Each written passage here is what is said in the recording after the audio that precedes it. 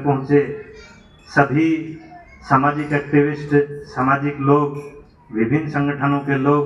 और मानवीय संवेदनाओं को समझने वाले तमाम सामाजिक कार्यकर्ता को यहाँ पहुँचने पर मैं सभी का हार्दिक अभिनंदन करता हूँ, स्वागत करता हूँ। इस पुस्तक को लिखने का मात्र कोई उद्देश्य एक नहीं है। उस समाज की जो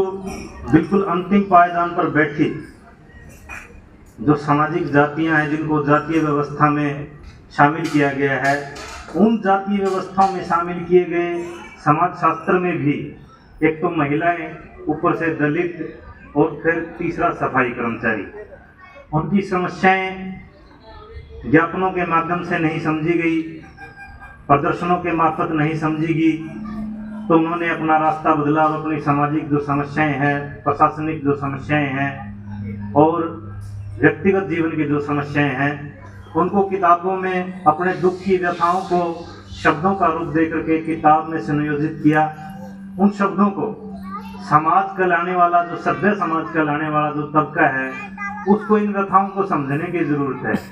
कि देश की जो व्यवस्था है एक ऐसे मकान की तरह है जिसके कई मालों का ये मकान बना, जिसमें कोई सीढ़ियाँ नहीं है, जिस माले में जो पैदा हुआ उसी माले में उसको अपना पूरा जीवन व्यतीत करना है।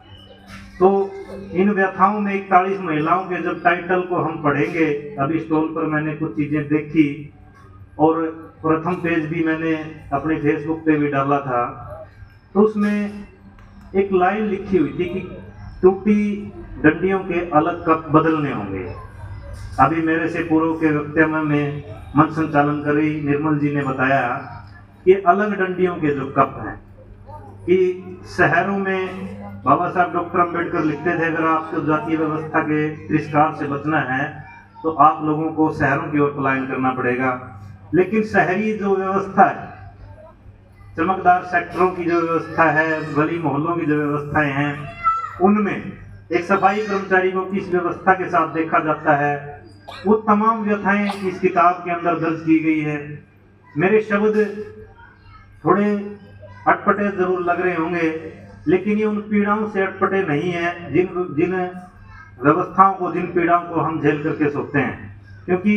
इस समाज में पैदा हुआ हूँ तो इन व्यथाओं को सिर्फ समझ नहीं सकता, पढ़ नहीं सकता, क्योंकि मैं जी रहा हूँ इन व्यथाओं